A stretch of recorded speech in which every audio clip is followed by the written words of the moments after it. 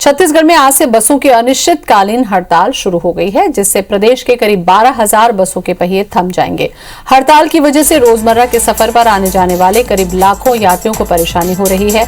40% यात्री किराया बढ़ाने और ऑफ रोड टैक्स माफ किए जाने की मांग को लेकर बस ऑपरेटर्स का ये महाबंद है। अनिश्चितकालीन होगा, यानी कि जब तक बस संचालकों की मांग नहीं मानी जाती तब तक राज्य में बसें नहीं चलेगी। और इसी खबर पर ज्यादा जानकारी के लिए हमारे साथ अलग अलग शहरों से हमारे संवाददाता जुड़ रहे हैं। राजेश मिश्रा होंगे रायपुर से, जितेंद्र थवायत बिलासपुर से और नरेश मिश्रा जगदलपुर से। सबसे पहले राजधानी का ही रुख कर लें राजेश, क्योंकि राजधानी में अलग अलग जगहों से हर दिन लोग आते हैं, अप डाउन करते हैं बसों से। क्या यहाँ पर परेशानी होगी इस हड़ताल के मद्देनजर?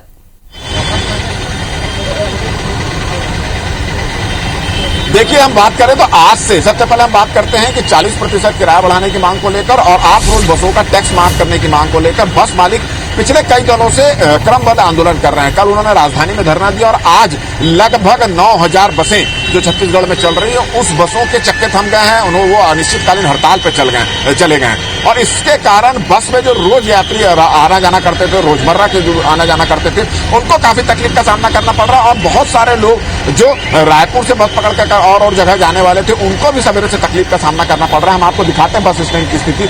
बहुत सारे जो लोग हैं वो आप देख रहे हैं कि बसों का इंतजार करते यहाँ पर खड़े हुए हैं और बहुत सारे लोग हमको ऐसे भी मिले जो जिनको बहुत जरूरी जाना था तो वो किराए की टैक्सी लेकर जा रहे हैं। जैसे बलौदा बाजार का एक शख्स मिला जो सवेरे 2 घंटे से इंतजार कर रहा था, बस का नहीं चली तो टैक्सी लेकर गया, 3,000 रुपया लगा, लगभग 2,500 रुपया गरियाबंद का एक टैक्सी वालों ने लिया। तो लोग परेशान यहाँ पर हो रहे हैं। वहीं बस मालिक इस बात को लेकर अड़े हुए हैं कि जब तक उनकी मांगे पूरी नहीं होगी अनिश्चितकालीन ये हड़ताल जारी रहेगी। लोग परेशान हो रहे हैं, आप भी परेशान हो, सरकार के सामने मांगे रखे हैं, कब तक ये हड़ताल जारी रहेगी। और ये भी पता चला है कि महिंद्रा ट्रेवल्स और कांकेर प्राइवेट लिमिटेड ये दो जो बस मालिक है वो अपनी बसें चला रहे हैं। रायपुर से जगदलपुर के बीच उनकी बसें चल रही है। बाकी जितने भी बस मालिक है वो उन्होंने अपनी बसों को खड़ा कर दिया है।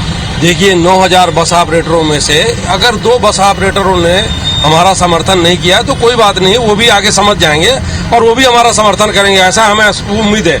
सरकार से हम लगातार उम्मीद कर रहे हैं कि हमारा जिस तरीके से डीजल की वृद्धि हो रही है तो हमारा किराया बढ़ा दिया जाए। हम कोई सरकार से सोना चांदी की बात या कोई हीरे जवाहरात नहीं मांग रहे हैं, सरकार से अपना अधिकार मांग रहे हैं कि हम अपनी गाड़ियों को कैसे चलाएं। अगर किराया नहीं बढ़ेगा तो हमारा संचालन कैसे होगा। और हम चरणबद्ध आंदोलन लगातार इसलिए कर रहे थे कि सरकार को आगाह करें, सरकार को ये बात को पता चले, यात्रियों को आगे परेशानी न हो और हमें बंद करने की नौबत न आए।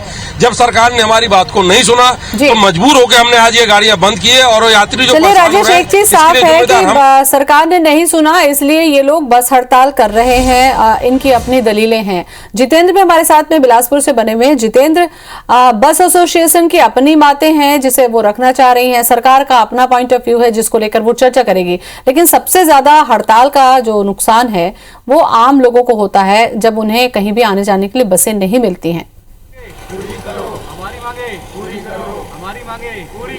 देखिए, निश्चित तौर पर हड़ताल का जो बड़ा असर होता है वो यात्रियों पर होता है, क्योंकि यात्रियों का आवागमन जो है इससे बाधित हो जाता है। बिलासपुर की अगर बात करें तो यहाँ से रोजाना 400 से 500 बसें रोजाना आवागमन करती हैं, लेकिन अब बड़ी दिक्कत अब लोगों को ये हो रही है कि आज सभी बसों के पहिए थम गए हैं और जो मांग लंबे समय से बस यातायात महासंघ उठा रहा है कि 40% यात्री किराया बढ़ा जाए, टैक्स में छूट जाए, तमाम ऐसे बातें हैं जिसको लेकर ये मांगे की जा रही है। लेकिन आज बिलासपुर में भी सारे बसों के पहिए थमे हुए हैं। ये जरूर है कि दूसरे प्रदेशों से आने वाले जो बसें हैं जो रात में जिन्होंने सफर किया है वो यहाँ पहुंचे हैं, लेकिन यहाँ आने के बाद अब उन बसों के पहिए थम गए हैं, क्योंकि बिलासपुर से अगर बात करें तो लगभग आधा दर्जन अन्य प्रदेशों में भी यहाँ से बसों का आवागमन होता है। और यहाँ पर आप देख सकते हैं कि जो यातायात महासंघ के जो लोग हैं वो भी पहुंचे हुए हैं और अपना जो विरोध है वो दर्ज करा रहे हैं। हम सीधे इनसे बात करते हैं कि इनकी क्या कुछ मांगे हैं आप लोगों की, किस मांगों को लेकर ये धरना है।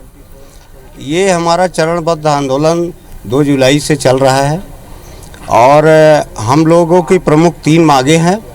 जो पहली मांग है, डीजल पेट्रोल की बेतहाशा जो वृद्धि हुई है उसके कारण हमारा बस का व्यवसाय चल पाना मुश्किल हो रहा है, इसलिए 40% किराए की वृद्धि की जाए। दूसरी मांग हमारी है कि आई फार्म और के फार्म का सिस्टम 12 माह में 2 महीने का ही लागू कर दिया है 2009 में शासन, उस नियम को ख़त्म किया जाए। मतलब हम जब चाहे तब आई फार्म के फार्म गाड़ियों को खड़ी कर सके। तीसरी मांग हमारी है कि जो कोरोना काल में गाड़ियां खड़ी थी, शासन के आदेश पे हम लोगों ने बस संचालन बिल्कुल नहीं किया, उसका टैक्स शासन से माफ कर। शासन मांगे नहीं मान रही है, इसको लेकर अब किस तरह से देखते हैं आप लोग, आगे क्या करेंगे अब आप लोग? अब हम लोगों ने आज उसी कड़ी में बसों का पूरा महाबंद है, पूरा छत्तीसगढ़ में बसें बंद हैं और हमें मजबूर होकर करना पड़ा, यात्रियों को कष्ट हो रहा, उसके लिए आपके माध्यम से मैं खेद व्यक्त करता हूं और आगे भी हमारी बसें खड़ी रहेंगी जब तक शासन मांगे नहीं मानेगा। चलिए, तो शासन के ऊपर ही निर्भर करता है जितेंद्र की, जब सरकार बातें मांगेगी तभी कहीं जाकर ये हड़ताल खत्म होगी। कब खत्म होगी इसका अभी पता कुछ भी नहीं है। नरेश हमारे साथ में बने हुए हैं। नरेश, 40% किराया बढ़ाने की मांग है, इसका सीधा बोझ जनता पर ही पड़ने वाला है। इनकी अपनी दलीलें हैं कि डीजल पेट्रोल के दाम बढ़ चुके हैं, कोरोना काल से जो कामकाज था वो पूरा प्रभावित था, तो सभी अपनी अपनी जगह जायज है, लेकिन इस पर फिर होगा क्या? एक बड़ा प्रश्न है कि आखिर इस हड़ताल का होगा क्या?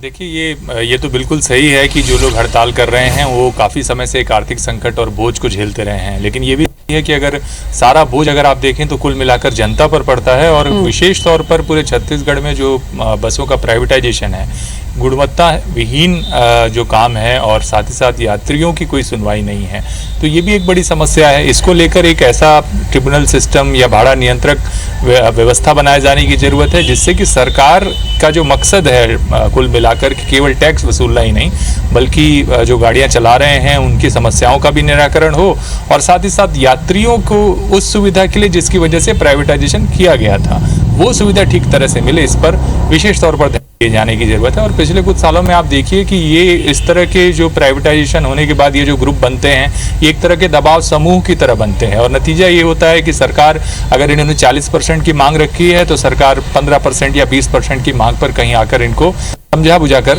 शांत कर देती है, लेकिन यात्रियों की सुविधाओं को लेकर कभी इस तरह का विरोध दिखाई नहीं देता। जो यात्री निकल सफ़र करता है इन बसों पर उसकी कोई आवाज़ नहीं होती, उसकी कोई सुनवाई नहीं होती।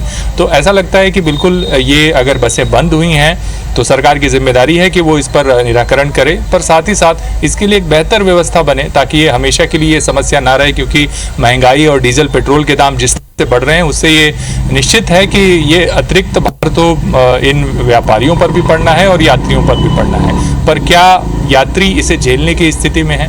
तो इन सारी चीज़ों को लेकर एक बेहतर व्यवस्था बनाने की आवश्यकता है और जिस तरह से लगातार ऊपर नीचे ये दाम हो रहे हैं उसको लेकर के आवश्यक है कि यात्री सुविधा को ध्यान में रखते हुए सरकार इस मसले पर कोई गंभीर फैसला ले या तो फिर सरकारी बसों की शुरुआत जो की गई थी निश्चित दूरी पर कम से कम जिलों के भीतर उनकी एक बेहतर व्यवस्था उपलब्ध कराए। चलिए, क्या व्यवस्था बन पाती है अब ये तो हड़ताल का जब खात्मा होगा तभी पता चल पाएगा कि सुविधाओं के नाम पर क्या मिलता है और क्या यात्री का किराया बढ़ा देना ही एक विकल्प होगा। शुक्रिया आपका नरेश, जानकारी के लिए। जितेंद्र, बहुत बहुत धन्यवाद आपका। राजेश, बहुत बहुत धन्यवाद। कवर्धा में भी बस ऑपरेटरों ने बसों के पहियों को रोक दिया है। सुबह से ही बस ऑपरेटर्स बस स्टैंड में हाथ में बैनर लेकर प्रदर्शन करते नजर आए। बस ऑपरेटर्स ने किराया बढ़ाने और कोरोना काल में खड़े ऑफ रोड बसों के टैक्स को माफी की मांग को लेकर बस ऑपरेटर्स ने महासमुंद में बंद बुलाया है। कवर्धा से प्रतिदिन 200 से ज्यादा बसें अप और डाउन रूट पर चलती हैं, लेकिन आज किसी रूट में बस नहीं चलने से यात्रियों को परेशानी हो रही है। सुबह से ही यात्री बस स्टैंड पहुंचकर इधर उधर भटकते हुए नजर आए। यहां आने वाले ज्यादातर यात्रियों को आज की हड़ताल के संबंध में जानकारी नहीं होने से परेशान होना पड़ा। लोग अपने घर वापसी के लिए ऑटो और किराए की गाड़ी का सहारा ले रहे हैं।